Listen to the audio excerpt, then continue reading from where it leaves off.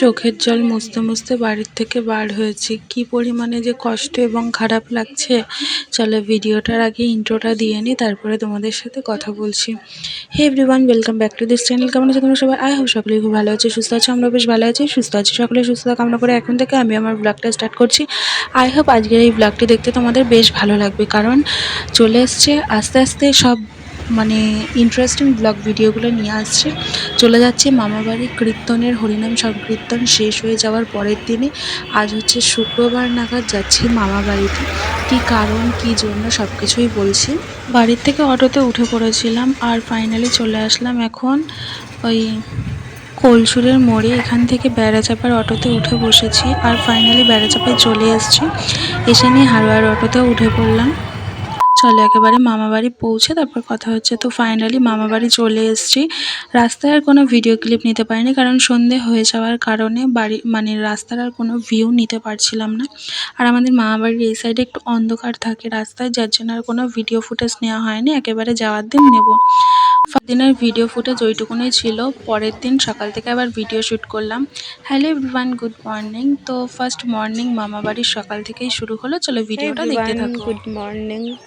মামাবাড়ি এসে নেক্সট দিন থেকে ভিডিওটা স্টার্ট করলাম। কালকে থেকে আর সেইভাবে ভিডিও করা হয়নি।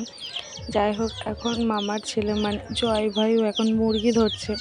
এক হাতে ধরেছে, সকাল থেকে ওর এইসব বদমাশিগুলোই চলছিল। যাই হোক, সেই সময় ক্যামেরাটা কাছে ছিল না, যার জন্য ভিডিওগুলো শ্যুট করতে পারিনি। আর মামাবাড়ির পরিবেশের ভিউটা ঠিক এরকম দেখাচ্ছি। আরে ছেড়ে দে ওরে, হাতে দাঁড় করা ভাই। এই অবস্থা।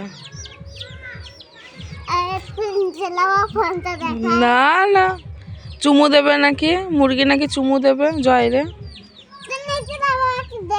এই তো দেখাচ্ছি তো আমি। কই দেখি কি? হ্যাঁ, কই দেখি কিরম চুমু দিচ্ছে মুরগি। আমি নিচে। ওরে বাবারে, ওরে বাবারে।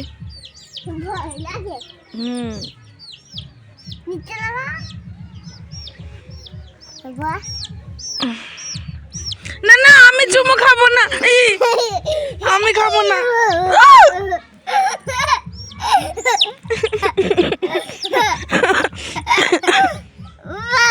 ও ভয় লাগে, মুরগিটা মরে যাবে। আমি দিদাকে ডেকে দিই।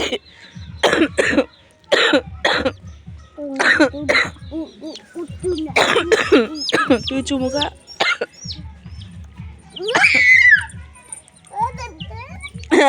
আরে ও লাগছে পায়ে, পায়ে লাগছে। এইসব বদমাশি আর কি চলে, ও তখন থেকে এগুলো করছিল। একটা মুরগি ছেড়ে একটা ধরে।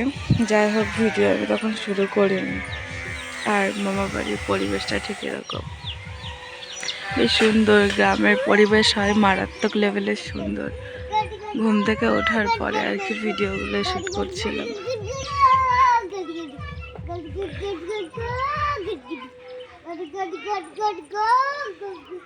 পাগলের মতো একা একাই খেলে যাচ্ছে। যাই হোক, কী কারণে এসছি না এসছি সব ডিটেলস আস্তে আস্তে ভিডিওর মধ্যেই বলে দিচ্ছে। চলো ভিডিওটা দেখতে থাকো।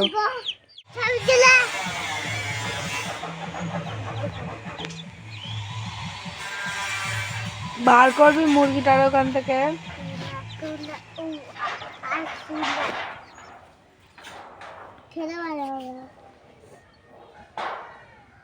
ও বলটা ভালো জায়গাটা।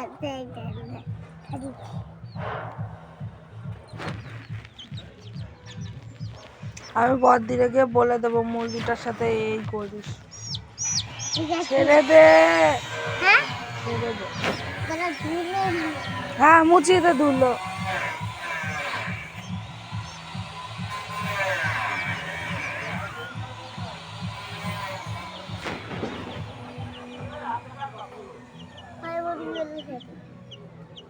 এইদিকের ব্যাপারটা দেখো, আমাদের জয় ভাই সকাল থেকে মুরগির পেছনে লেগেছে, কি পরিমাণে লেগেছে যে কি বলবো। দিদার 6খানা মুরগির বাচ্চা রয়েছে আর ও প্রচুর পরিমাণে তাদেরকে ডিস্টার্ব করছে, ও মুরগির সাথে খেলা করছে। আর এইদিকে একটা মুরগি ওর জুতো নিয়ে এসছে, সেটাই আর কি করছিল, সেইগুলো আর কি ক্যামেরাবন্দি করলাম।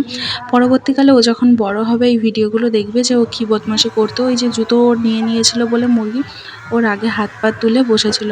আরও লগরের কিছু ঘটনা ঘটিয়েছে, চলো ভিডিওটা দেখতে থাকো। তো ফাইনালি একেবারে স্নান করে রেডি হয়ে গেলাম। আর কি কারণে এসছি এত সময় তোমরা হয়তো বুঝতে পারছো, মামাবাড়ি এসছি, মামাবাড়ির আইবুড়ো ভাত খেতে। এটা আমার নিজের মামাবাড়ির সেকেন্ড আইবুড়ো ভাত চলছে আমার, খুবই মজা হচ্ছে। প্রথম আইবুড়ো ভাতও মামাবাড়িতেই খেয়েছিলাম, সেটাও যেরকম এক্সাইটেড ছিলাম এটাও খুবই সুন্দর এক্সাইটেড ছিলাম। আমার দিদা এই শাড়িটা আমাকে কিনে দিয়েছে, শাড়ি সায়া ব্লাউজ খুবই সুন্দর। আর রেডি হয়ে যাওয়ার পরে আমাকে কেমন লাগছে অবশ্যই জানিও। চলো ভিডিও তো সেই জিনিসটাই আর কি এখন সেই পালা। তো চলো সব ভিডিও দেখতে থাকো। গলার ভয়েস তো শুনে বুঝতে পারছো গলার অবস্থা ক্রমে খুবই সুন্দর মেনু দিয়ে বসে পড়েছি। আর এখানে কি কি ভাজা আছে না আছে সব কিছু তোমাদের সাথে শেয়ার করছি। তো চলো আগে আশীর্বাদ পর্বটা সেরে নিই। ফার্স্ট বড় মামি বসে পড়েছে এখন আমাকে আশীর্বাদ করবে বলে। চলো মামি আশীর্বাদ করে নিক, তোমরা একটু ভিডিওটা দেখে নাও। এদিকে মামি গঙ্গার জল দিয়ে শুদ্ধ হয়ে নিল, তারপর এখানে ধান দুপতি আশীর্বাদ করে নিচ্ছে। আর ওই চন্দনের ফোঁটা কপালে দিয়ে দিয়েছিল। আর খুব সুন্দর একটা পরিবেশ, খুব সুন্দর একটা মেমোরেবল মুহূর্ত। চলো ভিডিওটা দেখতে থাকো।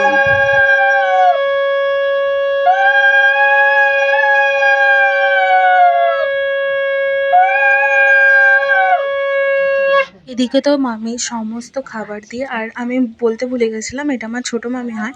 এদিকে মামি সমস্ত খাবার দিয়ে একে একে সব কিছু দিয়ে শাক ঝাল মিষ্টি ভাত সব রকমের মিলিয়ে মিশিয়ে খাইয়ে দিচ্ছিলো। আর এই ভাতটা খেতে সত্যি খুবই সুন্দর লাগে।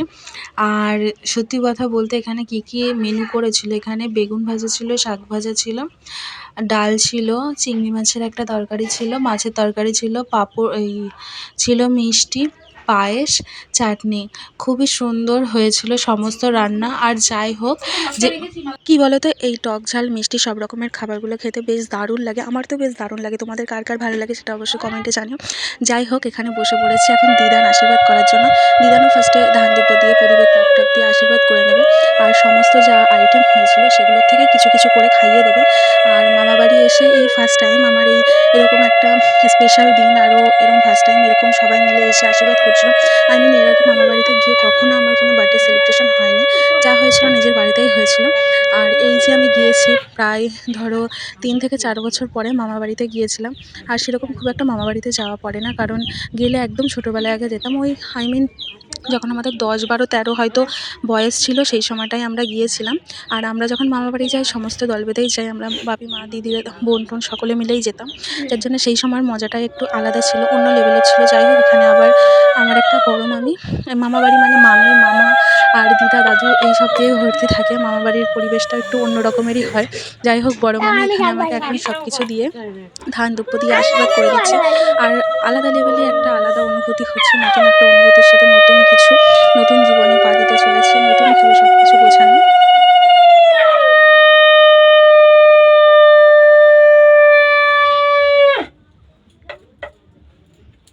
এদিকে তো বড় মামি যথাক্রমে আশীর্বাদ করে দিল। আর খুবই সুন্দর। আর মাথায় যেই ফুলটা দিয়েছে এটা জানো তো আমাকে একটা দাদু গিফট করেছে। এখানে আসার পরে দাদু নিজের বাড়িতে যেই গাছ লাগানো ছিল সেই গাছ থেকে এনে দিয়েছে। বলছে দিদিমণিরা একটা ফুল এনে দিলাম, এরমভাবে আর কি বলে গেল। বলছে দিদিমণি আজ থেকে অন্য জনের কাছে চলে যাবে, এরমভাবে আর নানান ধরনের ঠাট্টাই আর কি তামাশা করছিল। আর যাই হোক ফুলটা দিয়েও বেশ সুন্দর, মুখের শেপটাই চেঞ্জ হয়ে গিয়েছিল। শাড়ি পরার পরে মাথায় ফুল না দিলে, যেটা আর কি আমার সবথেকে বেশি পছন্দর, কারণ মাথায় একটু ফুল দিলে মানে গেট আপের টোটালটা একটু চেঞ্জ হয়ে যায়, খুব সুন্দরই লাগে। আর যেহেতু আমি একটু ফুলটা দিতে পছন্দ করি, ফুলটা দিতে ভালোবাসি, তো কোনো কথাই হবে না, সাথে সাথে দাদুর কাছ থেকে নিয়ে মাথায় দিয়ে দিয়েছিলাম। তারপরে দাদুকে জিজ্ঞাসা করলাম, দেখো তো মাথায় ফুলটা দেওয়ার পরে আমাকে কেমন লাগছে। দাদুও জানালো বেশ সুন্দর লাগছে দিদিমণি। যাই হোক মামি এখানে পরপর সমস্ত কিছু দিয়ে আবার খাইয়ে দিল। চলো এখন আমার বৌদি আমাকে আশীর্বাদ করবে। আর শুধু মামা বাড়িতে যে মামা মামি দাদু দিদা থাকে এমনটা না, বৌদিও থাকে দাদাও থাকে, সব মিলেমিশে সুন্দর একটা পরিবেশ হয়। এইদিকে আমার বড় বৌদি, সেও আমাকে আশীর্বাদ করে দিচ্ছে। আর যেটা সত্যি কথা বলতে কি বলতো, একদম ছোটোবেলায় আসতাম, খুব বেশি সেরকম পরিমাণে মামাবাড়ি আসাও পারে না। অ্যাকচুয়ালি যখন পরিবারের সাথে আসি তখনই ভালো লাগে। আর আমার দাদু মারা যাওয়ার পরে, মানে এই যাচ্ছি দাদু মারা যাওয়ার 2 বছর পরে আর কি যাচ্ছি। দাদু যখন মারা গেছিলো তখন এসেছিলাম, তারপরে আর আসা হয়নি। হিসাব মতো সময় করে উঠতে পারিনি, যার জন্য আর আসা হয়নি। যাই হোক সুন্দরভাবে পাশে ওই বৌদির মানে মেয়ে আমার ভাইঝি হয়, ও আমাকে সুন্দর করে এই ভিডিওটা বানিয়ে দিয়েছিল। চলো ভিডিওটা দেখতে থাকো। এদিকে রয়েছে সাদা ভাত, বেগুন ভাজা, শাক ভাজা, ডাল, চিংড়ি মাছের তরকারি, চাটনি, আর এদিকে পায়েস, এদিকে জল। অ্যাকচুয়ালি আমি চিকেন খাই না, যার জন্য চিকেন আইটেম টোটালটাই ক্যান্সেল করে দিয়েছি, শুধু মাছের উপরে রেখেছি। ইতিমধ্যে তো ঘরের মধ্যেই ভিডিও শ্যুটগুলো করেছিলাম, খাওয়ার দাওয়ার পুরো কমপ্লিট করিনি, মানে উঠে আসলাম, উঠে এসে সবার সাথে আর কি ছবি তুলে নিচ্ছিলাম, তারপরে আবার যাব। আর এইদিকে ভাই বোনও সবাইকে একে একে ডেকে নিচ্ছিলাম। আর যাই হোক বাইরে এসে কিছুটা ভিডিও শ্যুট করে নিয়েছিলাম, খুবই সুন্দর লাগছে। আর একটা জিনিস জানো তো, দিদান আমার জন্য মিষ্টি এনেছিল, সেটা দিতে ভুলে গেছিলো। যাই হোক সেই দিকে মিষ্টিও রয়েছে। আর এইদিকে এত সুন্দর খাওয়া দাওয়ার পর্ব কমপ্লিট করে আবারও রেডি হয়ে গেছি, এখন বাড়ি যেতে হবে। খুব তাড়াহুড়োর মধ্যেই এসছিলাম, কারণ হাতে আর বেশি দিন সময় নেই, খুব ঝটজলদি সমস্ত কাজগুলো কমপ্লিট করতে হবে। আর এইদিকে আইবুড়ো ভাত মামা বাড়িরটা না গেলে নয়। তো আমাদের মামা বাড়ির মানে পরিবেশের ভিউটা আমি তোমাদের সাথে আরও বেশি করে শেয়ার করতে চেয়েছিলাম, কিন্তু সেরকম পরিমাণে শ্যুট করতে পারিনি কারণ সময়ের অভাবের জন্য। যাই হোক মামা বাড়ির সকলকে টাটা বাই বাই করে চলে আসলাম। ওইদিকে দিদানও এসেছিলো আগিয়ে দেওয়ার জন্য, ওটা মায়ের বড় পিসি। যাই হোক আমাদের মামাবাড়ির যতটুকুনি ভিউ আমি তোমাদের নিয়েছি, শ্যুট করেছি, সেগুলো আর কি তোমাদের সাথে শেয়ার করব। সাইডের মামাবাড়ির, আমাদের মামাবাড়ির সাইডের পরিবেশটা খুবই সুন্দর, মানে দেখলেই মন আটকে যাবে এরকম একটা পরিবেশ। আর এইগুলোতে রাত্রিবেলায় ভিডিও শ্যুট করিনি, কারণ দিনের বেলার এই ভিউটা তোমাদের সাথে শেয়ার করব বলে। কারণ রাত্রিবেলা টোটালটাই অন্ধকার থাকে, শুধু ওই ঘেরিবাদগুলোতেই লাইট দেওয়া থাকে, রাস্তায় সেরকম পরিমাণে লাইট থাকে না, ওই পোস্টারে একটা দুটো করে লাইট থাকে। যাই হোক চারিদিকের পুকুর, ঘেরি ভেরি সমস্ত কিছু দিয়ে খুব সুন্দর একটা মনোরম পরিবেশ থাকে। এইগুলোই আর কি তোমাদের সাথে শেয়ার করার ছিল, যেটা কালকে রাত্রিবেলায় আসার সময় কোনো ভিডিও শ্যুট করতে পারিনি। বলেছিলাম না অন্ধকারে ভালো লাগে না, দিনের বেলা প্রকৃতির ভিউটা দেখো, জাস্ট মারাত্মক লেভেলের সুন্দর। আমার তো খুবই পরিমাণে ভালো লাগে। আর খুব বেশি দূরের না এই পথটা, জাস্ট গড়ের ডাঙার মোড় অবধি এসেই সেখানে এন্ড হয়ে যাবে, তারপরে আর ভিডিওগুলো সেরকমভাবে নিতে পারিনি। এই সৌন্দর্য মাধুর্যগুলো এই পর্যন্ত। যাই হোক ভিডিওটা আমি এখানেই শেষ করলাম। ভিডিওটা কেমন লাগলো কমেন্টে জানাবে। দেখা হচ্ছে নতুন কোনো ভিডিওর সাথে।